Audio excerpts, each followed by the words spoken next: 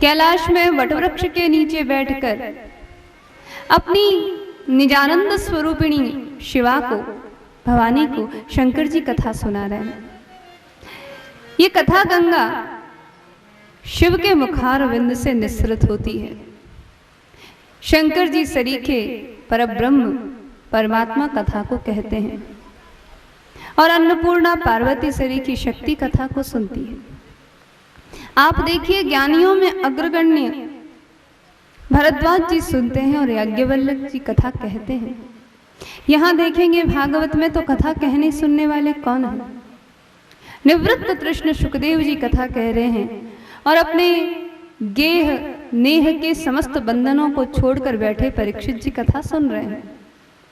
वो परीक्षित जी जिन्होंने अपनी माता के उदर में ही भगवान का दर्शन किया है। कथा सामान्य व्यक्तियों के लिए नहीं है। निवृत्त तृष्णैरुपगीयमानात् भवौषधात् श्रोत्र मनोभिरामात्। इस कथा की शर्त ही ये है, कथा में कोई तृष्णा नहीं है। सारी तृष्णा को, सारी कामनाओं को, वासनाओं को एक किनारे पर रखकर केवल कृष्णार्थी बनकर कथा सुनी जाए। श्री कृष्ण की प्राप्ति के लिए कथा कही जाए, सुनी जाए, तो एक कथा भी कल्याण के लिए पर्याप्त है। नहीं तो भले 1008 सुन ले, 108 सुन ले, लेकिन जब तक लक्ष्य कृष्ण नहीं बनेंगे तब तक कथा का उद्देश्य पूर्ण नहीं होगा। इसीलिए सच्चिदानंद स्वरूप श्री कृष्ण की वंदना की गई और उसके बाद श्री कृष्ण के ही स्वरूप सुखदेव जी की वंदना की गई। यम प्रव्रजन्तमनुपेतमपेत कृत्यम द्वैपायनो विरह कातर आजुहाव पुत्रेति तन्मयतया तरवोभिनेदुस् तम सर्वभूत हृदयम मुनिमानतोस्मि। कैसे मुनि का हम वंदन कर रहे हैं, अभिवादन कर रहे हैं, जो सर्वभूत हृदय हैं। सर्वभूत हृदय या तो परमात्मा हो सकते हैं या परमात्मा सरीखे संत हो सकते हैं। जो सभी प्राणियों के हृदय की बात को जाने उन्हें तो कहेंगे सर्वभूत हृदय। सुखदेव जी की विशेषता क्या है? यम प्रव्रजंत मनुपेत मपेत कृत्यम। सुखदेव जी का अभी तक कोई संस्कार नहीं हुआ, जन्म लेते ही गृह त्याग कर दिया। क्योंकि संस्कार की आवश्यकता तो उसे होती है जिसमें कोई विकार हो। ये तो निर्विकार है, निर्दोष है, निरंजन है, निर्वध्य है, इनमें कोई दोष ही नहीं। सामान्य जीव जब गर्भ में आता है तो पूर्व जन्म की वासनाओं को लेकर आता है। माता पिता के संभोग का कारण भी वासना ही है। पूर्व जन्म की वासना, गर्भाधान की वासना, गर्भकाल के समय माता ने जो दृश्य देखा, जो आहार ग्रहण किया, उसकी वासना, अनेक वासनाओं से जीव व्याप्त रहता है, लिपटा रहता है। जीव कभी भी अकेला नहीं आता, अपने पूर्व जन्म के संचित संस्कारों की निधि को साथ लेकर आता है। तो उन पूर्व जन्मों में उसने क्या किया है? जिस भी योनि में रहा, खाया पिया मौज किया, आहार भय निद्रा मैथुन, ये 4 चीजें तो जरूर की है। विषय भोग का अभ्यास है जीव को अनंत अनंत योनियों का। वो संचित संस्कार वो अपने साथ लेकर आता है। गर्भाधान का हेतु भी वासना ही है। वो काम वासना भी उसके भीतर निहित है और गर्भकाल में माता ने जो कुछ भी देखा, खाया पिया, जिन जिन व्यक्तियों के संपर्क में रही, वो सब वासना है। इतनी वासनाओं से लिपटा जीव जब संसार के संपर्क में आता है वो शुद्ध नहीं होता। इसीलिए हमारे भारतीय संस्कृति में संस्कारों की बहुत बड़ी उपादेयता बताई गई है। संस्कारों से जीव की शुद्धि होती है, उसकी वासनाओं का शमन होता है। 16 संस्कारों की बात की गई, इसके पीछे वैज्ञानिक कारण यही है। जीव का जैसे जैसे संस्कार होगा उसकी शुद्धि होगी, उसका अंतःकरण पवित्र होगा। क्योंकि वासनाएं, कामनाएं, लोभ, काम, क्रोध, ये सब मन में ही बसते हैं। व्यक्ति मन के द्वारा संचालित होता है और जब तक मन शुद्ध नहीं होगा, मन परमात्मा से जुड़ेगा नहीं, तब तक व्यक्ति का कल्याण संभव नहीं। मन की शुद्धि के लिए संस्कारों की बहुत बड़ी भूमिका होती है। लेकिन संस्कार किसका? जिसमें ये सारे विकार हो। सुखदेव जी में ऐसा कोई विकार नहीं है। ये सुखदेव जी तो साक्षात गोलोक बिहारी श्री कृष्ण के ही स्वरूप है। स्कंद पुराण में स्पष्ट लिखा गया है, नंद नंदन रूपस्तु श्री भगवान शुको ऋषि। साक्षात श्री कृष्ण ही सुखदेव हैं। नित्य गोलोक में अपनी प्राण वल्लभा राधा जी के एकांत जन्य प्रेम का रसास्वादन करने के लिए भगवान शुकरूप बन जाते हैं। निकुंज मंदिर में जब राधा रानी अकेली होती हैं तो मेरे बारे में क्या विचार करती होंगी, किस प्रेम से मेरे नामों का उच्चारण करती होंगी। इस एकांत रस का आस्वादन करने के लिए, उसका सुख भोगने के लिए भगवान ही शुकरूप बन जाते हैं और राधा रानी के करकंठ पर विराजमान होकर उनके मुख से अपने पवित्र नामों को स्वयं सुनते हैं। निकुंज मंदिर में कितने प्रेम से वो पुकारती होंगी, माधव एहि मुरारे कुंज विहारे, एहि प्रणत जन बंधो, हे माधव मधु मदन वरेण्य, केशव करुणा सिंधु। किस प्रेम से वो पुकारती होंगी, कैसे कैसे नाम लेती होंगी। और ये शुक क्या करते हैं, जैसे जैसे राधा रानी इन नामों का उच्चारण करती हैं, ये उन नामों को दोहराते हैं, पुनरावृत्ति करते हैं। ये कहती हैं हे केशव हे माधव, तो ये भी अपनी मीठी मीठी आवाज में बोलते हैं हे केशव हे माधव।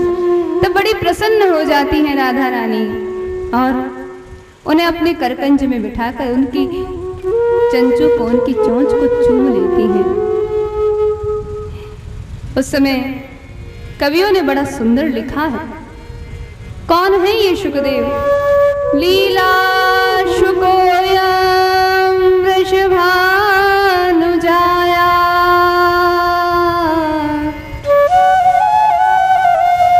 पवित्र चंचू प्रिय चुंबनेन,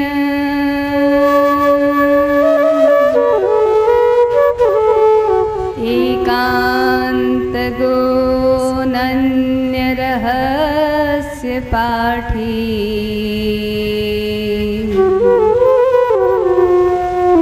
निकुंज प्रासाद सदा निवासी।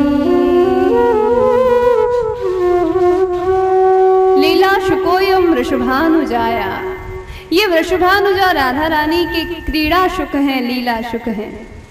इनकी चंचू तो देखो, इस चंचू को स्वयं राधा रानी ने अपने अधर पल्लवों से छुआ है, अधरामृत का पान कराया है। ये एकांत में उस निकुंज रस का, उस युगल माधुर्य रस का आस्वादन करते हैं। ये इनके प्रिय सखा हैं, इनके प्रेम को जानने वाले हैं, उस रहस्य को पढ़ने वाले हैं, निकुंज प्रासाद में रहने वाले हैं।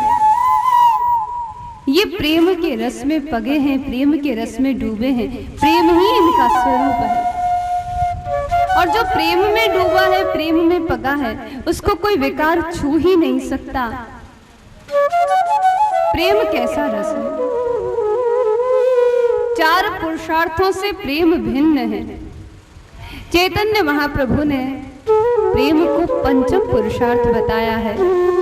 प्रेम उमर्थो महान, धर्म अर्थ काम मोक्ष की परिधि जहाँ समाप्त हो जाती है, वहाँ प्रेम की यात्रा का आरंभ होता है।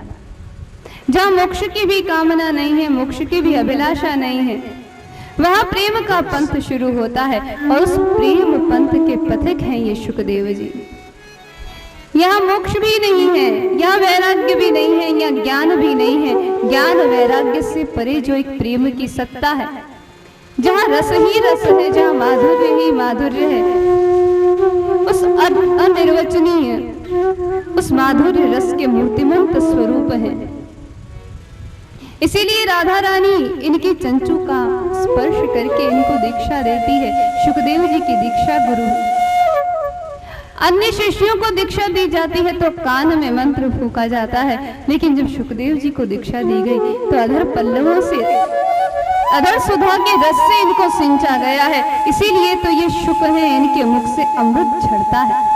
ये अमृत को दूसरा नहीं है, राधा रानी के अधरामृत का सुधा रस ही ये निरंतर श्रावित करते रहते हैं, जनमानस को कथा सुनाते।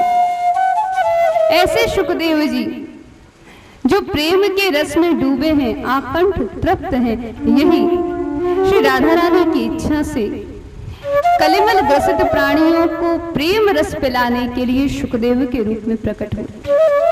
भागवत का यदि कोई मुख्य विषय है तो वो है विशुद्ध प्रेम। कैसा होता है ये विशुद्ध प्रेम? कोई चैतन्य महाप्रभु से पूछे, कोई मीरा से पूछे, कोई करमेती से पूछे। उस प्रेम के पंथ में कोई प्रश्न नहीं है, उस प्रेम के पंथ में कोई नियम नहीं है, कोई कायदा नहीं है, कोई कानून नहीं है। एक ही कानून है, जहां स्वयं की समाप्ति हो जाए, जहां अपना अस्तित्व मिट जाए, स्वयं को मिटाकर स्वयं की अहंता, स्वयं की सत्ता को बिल्कुल लुप्त करके जहां प्रियतम की सत्ता, प्रियतम का मुखारविंद, प्रियतम की इच्छा, उसका मनोरथ वही प्राण बन जाता है, वही निश्वास बन जाता है, वही जीवन बन जाता है, तब व्यक्ति प्रेम के मार्ग में आगे बढ़ सकता है। ये प्रेम का पंथ ऐसा निराला है, इस पर आंसुओं की धार के साथ यात्रा की जाती है। प्रेम के पंथ पर चलना है तो आंसुओं के सैलाब से गुजरना होगा। प्रेम के पंथ पर चलना है तो कोई यहाँ पर माझी नहीं है, कोई पतवार पकड़ने वाला नहीं है। विरह वेदना के साथ जीना, वियोग की तड़फ के साथ जीना, भागवत का परिणाम ये प्रेम है। नयनम गलदश्रुधारया वदनम रुद्धया गिरा पुलके निजतम वपु कदा तव नाम ग्रहणे भविष्यति। उस समय हृदय पुकारता है, नयनम गलदश्रुधारया, आंखों से अनवरत अश्रुधार बहे, कंठ अवरुद्ध हो जाए, शरीर रोमांचित हो जाए। हे प्रभु, आपके नाम लेते समय मेरी ये स्थिति कब आएगी, कब आएगी? जब आंखों से आंसुओं की धार रुके नहीं, शब्द कंठ से निकले नहीं, शरीर पुलक पुलक हो जाए, ऐसी अवस्था मेरी कब आएगी? प्रेम की भाषा मौन है, प्रेम की परिभाषा स्वयं का संगोपन है, और उस प्रेम पंथ के आचार्य शुकदेव जी हैं। प्रेम को पंथ, ये पंथ हमारो,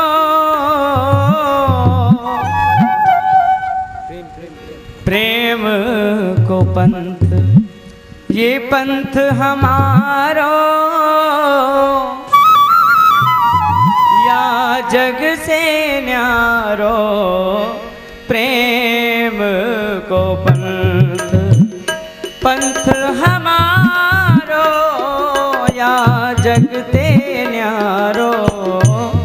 प्रेम को पंथ, अरे न्यारो मग एक भेद पायो नाई, जाको भेद न्यारो मग एक भेद पायो नाई, जाको भेद जाने जानन हारो हारो।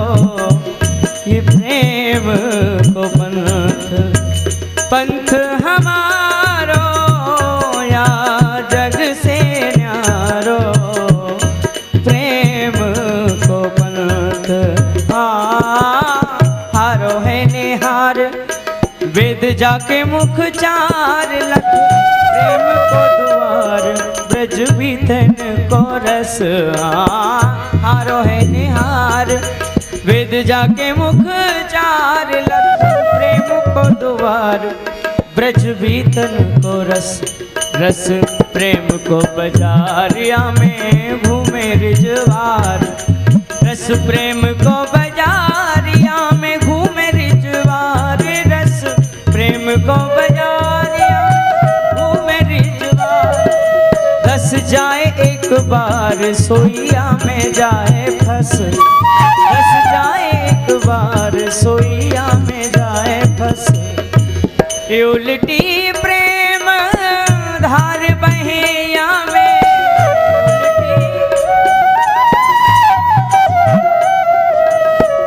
उल्टी प्रेम धार बहिया में डूबे पथिक विचारो विचारो प्रेम को पंथ, हाँ पंथ हमारो या जगते न्यारो प्रेम को पंथ।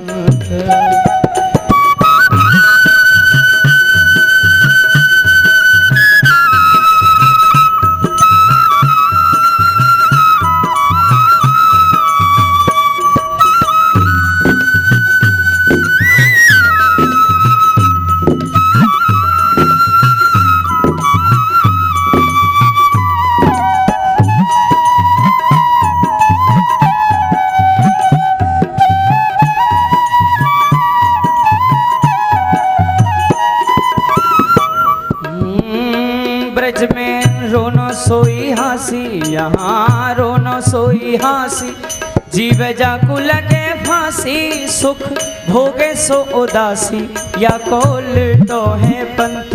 यहाँ रोनो सोई हासी, जीव जाकु लगे फांसी, सुख भोगे सो उदासी, या कोल तो है पंथ। पंथ करके बयान ब्रज में गारी सन्मान, पंथ करके बयान यहाँ गारी सन्मान, अपमान ही है मान है लवार सोई संत, अपमान ही है मान है लवार सोई संत।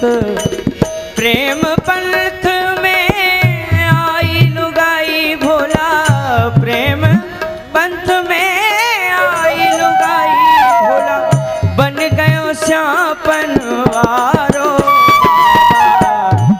प्रेम को पंथ। हो पंथ हमारो या जगते न्यारो प्रेम को पंथ।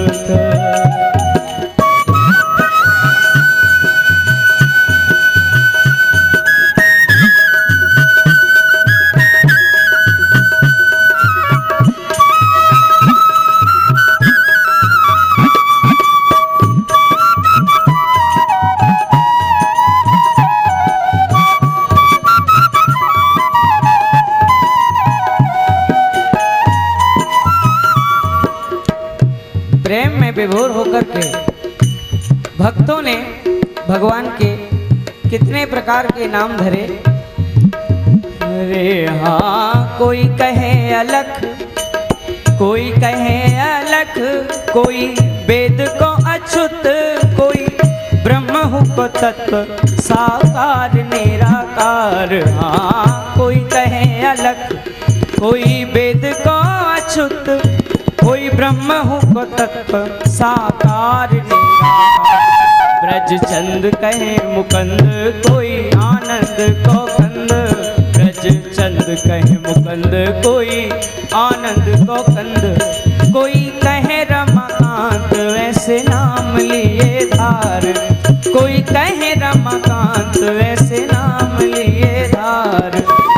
परंतु भगवान को क्या नाम प्रिय है?